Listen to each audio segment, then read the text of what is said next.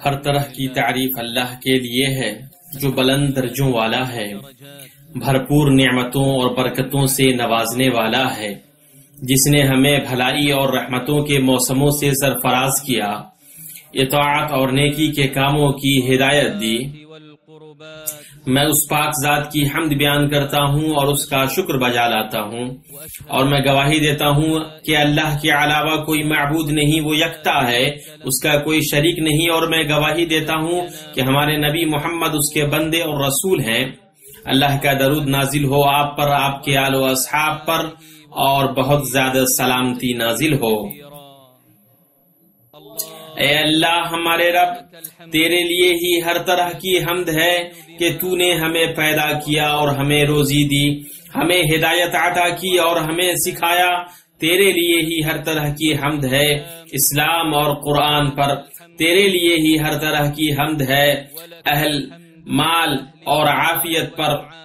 تو نے ہمارے دشمن کو رسوا کیا، ہماری روزی کو کشادہ کیا، ہمارے امن کو ظاہر کیا، ہماری علیحدگی کو جمع کیا، اور تو نے ہمیں اچھی عافیت دی۔ ہر وہ چیز جو ہم نے تجھ سے مانگی اے ہمارے رب، تو نے ہمیں عطا کیا، تو اس پر تیرا بہت زیادہ حمد ہے۔ تیرا اس وقت تک حمد ہے یہاں تک کہ تو راضی ہو جائے، جب تو راضی ہو جائے تب بھی حمد ہے، اور تیرے راضی ہونے کے بعد بھی حمد ہے۔ اما بعد، مومنوں کی جماعت، خلوت و جلوت میں اللہ تعالیٰ کا تقوی اختیار کرو، ظاہری اور باطنی فواحش سے بچو۔ جان لو کہ آج عمل کا دن ہے، حساب کا نہیں، اور کل حساب کا دن ہوگا، عمل کا نہیں۔ پس جس نے ذرہ برابر نیکی کی ہوگی وہ اسے دیکھ لے گا، اور جس نے ذرہ برابر برائی کی ہوگی وہ اسے دیکھ لے گا۔ اے ہر جگہ کے مسلمانوں، تمہیں یہ عید مبارک ہو، تمہیں یہ عید مبارک ہو۔ اللہ تعالی ہمیں اور آپ تمام کو یوم مزید والوں میں سے بنائے، تمہاری عید کو خوش و خرم بنائے، اور تمہارے دلوں کو فرحت و شادمانی سے بھر دے۔ مسلمانوں، عید اللہ کے شعائر میں سے ایک شعار ہے جس میں اللہ کے فضل و رحمت اور اس کے جود و احسان سے خوشی نمایاں ہوتی ہے۔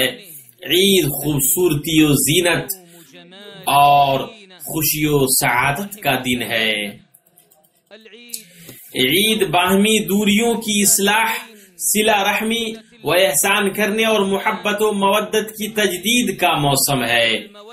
متفق علیہ حدیث میں ہے، نبی صلی اللہ علیہ وسلم نے ارشاد فرمایا، جو شخص یہ چاہتا ہے کہ اس پر اس کا رزق کشادہ کیا جائے اور اس کی عمر لمبی ہو تو وہ صلہ رحمی کرے۔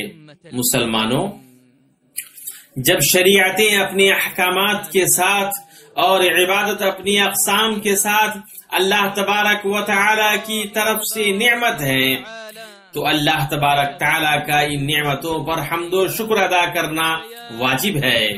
تو اے لوگوں جنہیں صیام و قیام کی توفیق ملی، جنہوں نے اللہ کے شعائر کی تعظیم کی، اس کے محارم سے بچے، تو اس پاک ذات کا شکر ادا کرو کہ اس نے تمہیں ہدایت دی، تمہارے لیے اطاعت کو آسان بنایا، اور تمہیں چن لیا کہ تم ثنا اور اعتراف کرتے ہوئے اپنی زبانوں پر محبت و گواہی کے ذریعے، اپنے دلوں پر اور اطاعت و فرما برداری کے ذریعے اپنے اعضاء پر اس نعمت کے اثر کو ظاہر کرو۔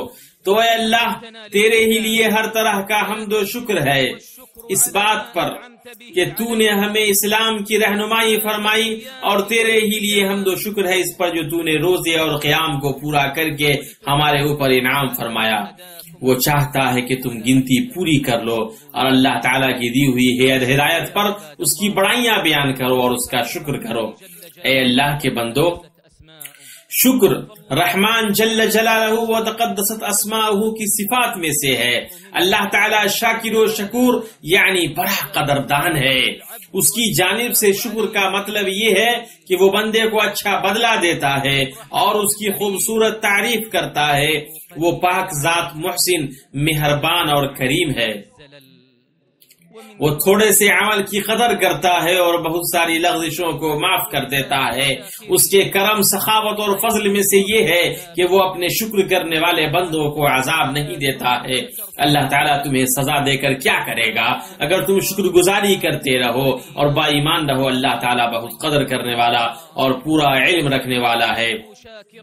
ابن قیم رحمہ اللہ فرماتے ہیں اللہ تعالیٰ نے خود کو شاکر اور شکور کہا ہے اور شکر ادا کرنے والوں کو بھی ان دونوں نام سے موسوم کیا ہے، تو گویا انہیں اپنا وصف ادا کیا ہے، انہیں اپنے نام سے موسوم کیا ہے، اور یہ شکر ادا کرنے والوں سے محبت اور ان کے فضل کے لیے کافی ہے۔ جس طرح شکر اللہ جل جلالہ کی صفات میں سے ہے، اسی طرح وہ مومنوں کی صفات میں سے بھی ہے، بلکہ اس کا شکر کرنے والے ہی اس کی عبادت کرنے والے ہیں، اور اللہ تعالیٰ کا شکر کرو اگر تم خاص اسی کی عبادت کرتے ہو۔ شکر کرنا عظیم ترین اور بلند ترین عبادتوں میں سے ہے اور ان عظیم ترین مقاصد میں سے ہے جس کے لیے مخلوق کو پیدا کیا گیا ہے۔ اللہ تعالیٰ نے تمہیں تمہاری ماؤں کے پیٹوں سے نکالا ہے کہ اس وقت تم کچھ بھی نہیں جانتے تھے۔ اس نے تمہارے کان اور آنکھ اور دل بنائے کہ تم شکر گزاری کرو۔ اس بنیاد پر اللہ نے شکر کرنے والوں کی تعریف کی ہے اور اس سے اپنی مخصوص مخلوق کو متصف کیا ہے۔ چنانچہ نوح علیہ السلام کے بارے میں فرمایا وہ ہمارا بڑا ہی شکر گزار بندہ تھا۔ حضرت نوح نے اپنی قوم کو رات و دن خفیہ اور اعلانیہ طور پر 950 سال تک دعوت دی، پھر بھی ان کے ساتھ ایمان لانے والے بہت ہی کم تھے۔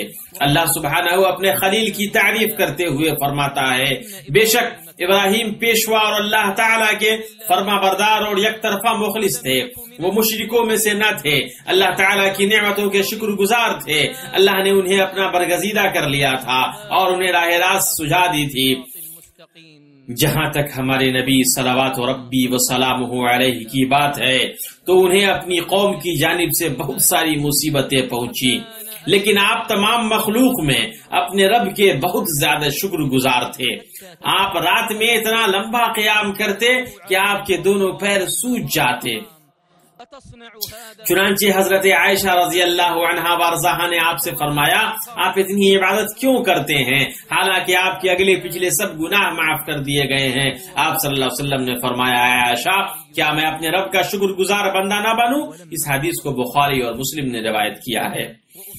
جب غزوہ احد ختم ہوا آپ صلی اللہ علیہ وسلم کی جسم مبارک کو زخم پہنچا۔ لوگوں میں سب سے زیادہ محبوب آپ کے چچا حضرت حمزہ رضی اللہ عنہ شہید کر دیے گئے۔ صحابہ کرام کا غم بہت بڑا تھا، ان کا زخم گہرا تھا۔ نبی صلی اللہ علیہ وسلم تعب و علم کی سنگین گھڑی میں تھے، اس کے باوجود آپ نے اپنے صحابہ کرام سے فرمایا صفیں درست کرو تاکہ میں اپنے رب کی ثنا بیان کروں۔ چنانچہ صحابہ کرام آپ کے پیچھے صف باندھ کر کھڑے ہو گئے۔ آپ صلی اللہ علیہ وسلم نے اپنے رب کا شکر اور ثنا بیان کرتے ہوئے لمبا قیام فرمایا، جیسا کہ مسند احمد میں ہے۔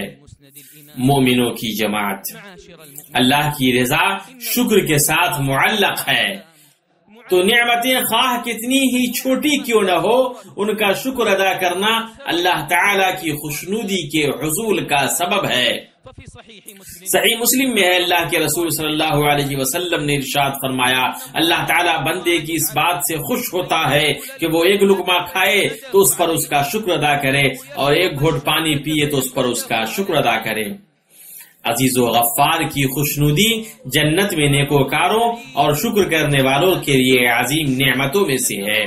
صحیحین میں ہے نبی صلی اللہ علیہ وسلم نے فرمایا اللہ تعالیٰ اہل جنت سے فرمائے گا اے اہل جنت، جنتی عرض کریں گے اے ہمارے رب ہم حاضر ہیں جو عرض کریں، خیر تیرے دونوں ہاتھ میں ہے۔ اللہ فرمائے گا اب تم راضی ہو؟ جنتی کہیں گے اب بھی خوش نہ ہوں گے جبکہ تو نے ہمیں ایسی ایسی نعمتیں عطا فرمائی ہے جو اپنی ساری مخلوق میں سے کسی اور کو نہیں دی۔ پھر اللہ فرمائے گا میں اس سے بھی بڑھ کر تمہیں ایک چیز عنایت کرتا ہوں۔ جنتی کہیں گے اے ہمارے رب وہ کیا چیز ہے جو اس سے بہتر ہے؟ تب اللہ تعالیٰ فرمائے گا میں اپنی رضا تمہیں عطا کرتا ہوں، اب میں کبھی تم سے ناراض نہیں ہوں گا۔ عید کے دنوں میں نعمتوں کا شکر ادا کرنے میں سے یہ بھی ہے کہ انسان پر اللہ کی نعمتوں کا اثر بغیر کسی اسراف اور تکبر کے ظاہر ہو۔ مسند امام احمد میں ہے، رسول اللہ صلی اللہ علیہ وسلم نے فرمایا، کھاؤ اور پیو، صدقہ کرو اور پہنو، بغیر تکبر اور اسراف کیے ہوئے۔ اللہ تعالیٰ پسند کرتا ہے کہ اس کی نعمتیں اس کے بندے پر دکھائی پڑیں۔ اللہ تعالیٰ کا تقوی نعمتوں کے شکر میں سے ہے۔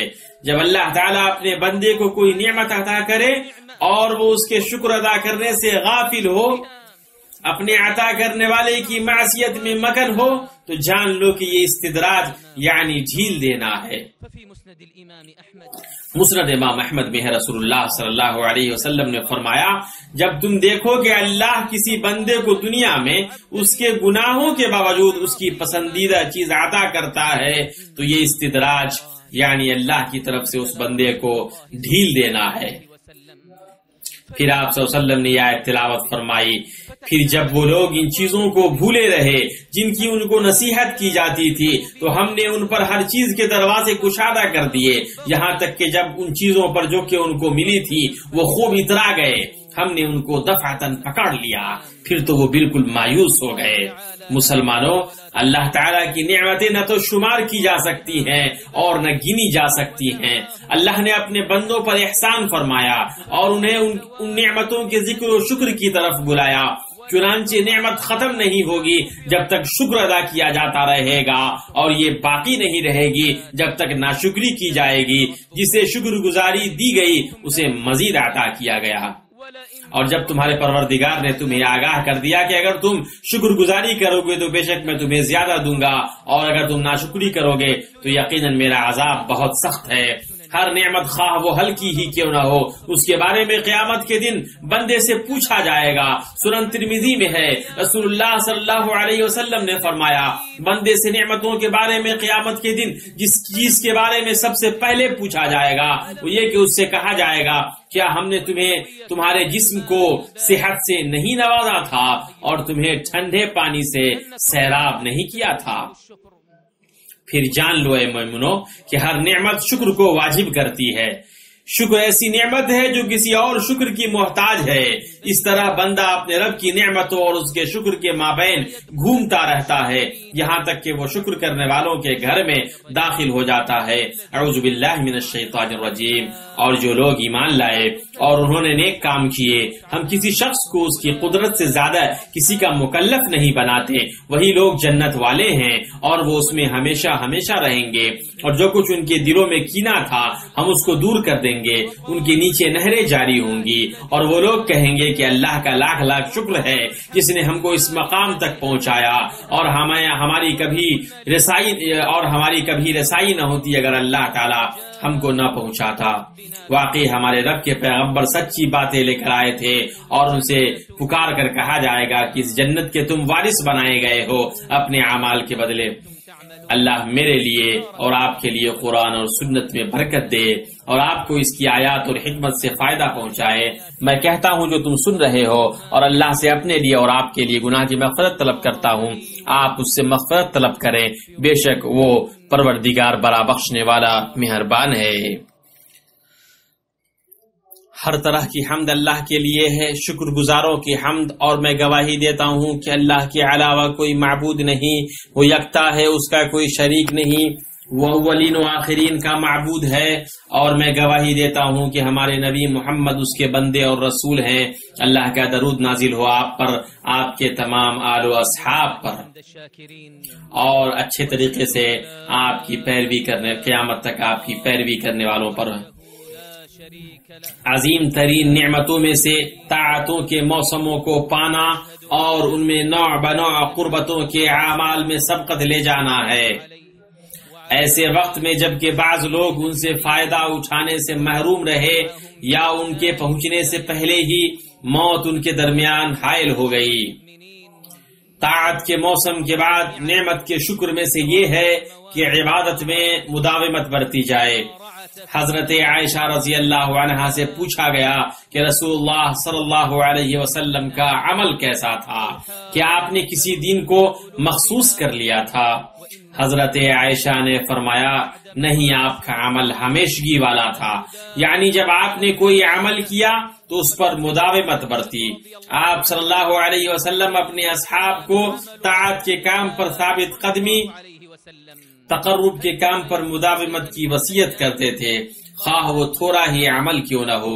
دائمی عبادتوں میں سے اللہ کو سب سے زیادہ پسندیدہ عمل فرائض کی پابندی ہے۔ صحیح بخاری میں ابو ہریرہ رضی اللہ عنہ سے روایت ہے کہ اللہ کے رسول صلی اللہ علیہ وسلم نے ارشاد فرمایا، اللہ تعالی کہتا ہے جو میرے دوست سے دشمنی مول لے تو میں نے اس کے خلاف جنگ کا اعلان کر دیا۔ میرے بندے نے میرے ذریعے اس کے اوپر فرض کیے گئے اعمال سے بڑھ کر محبوب کسی چیز سے میرا تقرب حاصل نہیں کیا۔ میرا بندہ نوافل کے ذریعے میرا تقرب حاصل کرتا رہتا ہے یہاں تک کہ میں اس سے محبت کرنے لگتا ہوں، اور جب میں اس سے محبت کرنے لگتا ہوں تو میں اس کا کان ہو جاتا ہوں جس سے وہ سنتا ہے، اس کی آنکھ ہو جاتا ہوں جس سے وہ دیکھتا ہے، اس کا ہاتھ ہو جاتا ہوں جس سے وہ پکڑتا ہے، پاؤں ہو جاتا ہوں جس سے وہ چلتا ہے۔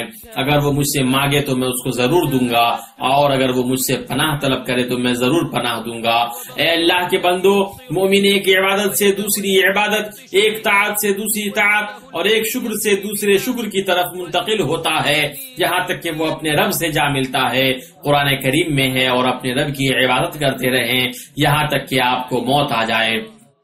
بلا شبہ عظیم نعمتیں جن سے اللہ نے ہمیں اس مبارک ملک میں نوازا ہے، ان میں امن و امان، اتحاد اور ایسے حکمرانوں کے ساتھ الفت و محبت ہے جن کے لیے تم دعا کرتے ہو اور وہ تمہارے لیے دعا کرتے ہیں۔ آپ ان کی اطاعت بجا لاتے ہیں اور وہ آپ کی مصلحتوں کے حریص ہوتے ہیں۔ اس لیے اللہ کے بندو اللہ کا شکر ادا کرو، اس لیے اللہ کے بندو اللہ کا شکر ادا کرو۔ اللہ کی رسی کو سب مل کر مضبوط تھام لو اور پھوٹ نہ ڈالو، اور اللہ کی اس وقت کی نعمت کو یاد کرو جب تم ایک دوسرے کے دشمن تھے تو اس نے تمہارے دلوں میں الفت ڈال دی، پس تم اس کی مہربانی سے بھائی بھائی ہو گئے۔ اے اللہ ہمیں شکر گزارو، اے اللہ ہمیں شکر گزارو، اے اللہ ہمیں تو اپنے شکر گزاروں، ذکر کرنے والوں، تجھ سے ڈرنے والوں، تیری خوب طاعت کرنے والوں، تیری طرف لوٹنے والوں اور تجھ سے گریہ کرنے والوں میں سے بنا۔ اے اللہ ہماری توبہ کو قبول فرما، ہمارے گناہوں کو دھو دے، ہماری دعاؤں کو قبول فرما، ہماری حجت کو ثابت رکھ، ہمارے دلوں کو ہدایت دے، ہماری زبان کو درست رکھ، ہمارے دلوں کے کینہ کو صاف کر دے۔ اے اللہ تو اپنے ذکر، شکر اور حسن عبادت کے ذریعے ہماری مدد فرما۔ اے اللہ تو اپنے ذکر، شکر اور حسن عبادت کے ذریعے تو ہماری مدد فرما۔ اے اللہ تو اپنے ذکر، شکر اور حسن عبادت کے ذریعے تو ہماری مدد فرما۔ اے اللہ محمد اور آل محمد پر ایسی ہی رحمت نازل کر جیسے تو نے ابراہیم کی آل و اولاد پر رحمت نازل کی، بلا شبہ تو قابل تعریف اور قابل تعظیم ہے۔ اے اللہ محمد اور آل محمد پر ایسی ہی برکت نازل کر جیسے تو نے ابراہیم کی آل و اولاد پر برکت نازل کی، بلا شبہ تو قابل تعریف اور قابل تعظیم ہے۔ اے اللہ تو چاروں خلفاء ابو بکر، عمر، عثمان، علی اور تمام صحابہ اور قیامت تک ان کی درست طریقے سے پیروی کرنے والے تمام لوگوں سے راضی ہو جا۔ تو اپنی عفو و کرم اور سخاوت کے ذریعے ان کے ساتھ ہم لوگوں سے بھی راضی ہو جائے، ارحم الراحمین۔ اے اللہ اسلام اور مسلمانوں کو غلبہ عطا فرما، اے اللہ اسلام اور مسلمانوں کو غلبہ عطا فرما، اے اللہ اسلام اور مسلمانوں کو غلبہ عطا فرما، شرک اور مشرکوں کو رسوا کر۔ اے اللہ تو اپنے اور دین کے دشمنوں کو تباہ کر۔ اے اللہ اس ملک اور بقیہ تمام مسلمانوں کے ملکوں کو امن و اطمینان والا بنا دے۔ اے اللہ ہر جگہ مسلمانوں کی حالتوں کو درست کر دے ذوالجلال والاکرام۔ اے اللہ ہم تیرے فضل و کرم اور جود و سخا کے ذریعے مانگتے ہیں کہ تو ہر بری اور مکروہ چیز سے مسلمان ملکوں کی حفاظت فرما۔ اے اللہ بلاد حرمین کی حفاظت فرما۔ اے اللہ تو اپنی حفاظت کے ذریعے حفاظت فرما اور اپنی خاص عنایت اور توجہ سے حفاظت فرما۔ اس کے امن، ترقی اور استقرار کو دوام عطا کر تو اپنی رحمت سے ارحم الراحمین۔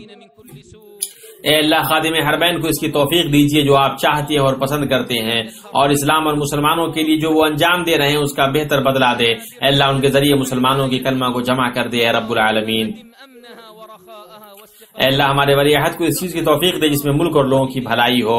ऐ अल्लाह हमारे मुल्क की सरहद पर तानियात हमारे फौजियों की मदद फरमा। ऐ अल्लाह उनकी तू अपनी तायद के जरिए उनकी तायद फरमा, अपनी हिफाजत के जरिए उनकी हिफाजत फरमा, तू अपनी रहमत से या अरहमुर राहिमीन। ऐ अल्लाह मुसलमानों में परेशान लोगों की परेशानियों को दूर फरमा और कर्जदारों के कर्ज को दूर फरमाया परवरदिगार। ऐ अल्लाह हमें माफ कर दे, हमारे भाइयों को माफ कर दे जो हमसे पहले ईमान में सबकत ले गए। ऐ अल्लाह ईमान वालों के तई हमारे दिल में किसी तरीके का कोई ऐ अल्लाह कोई शायबा न हो। ऐ हमारे रब तू बख्शने वाला और रहम करने वाला है।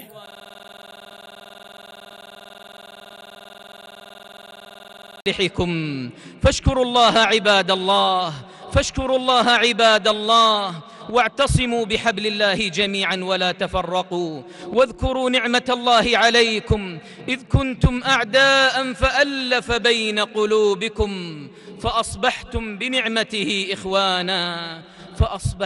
بنعمته إخوانا.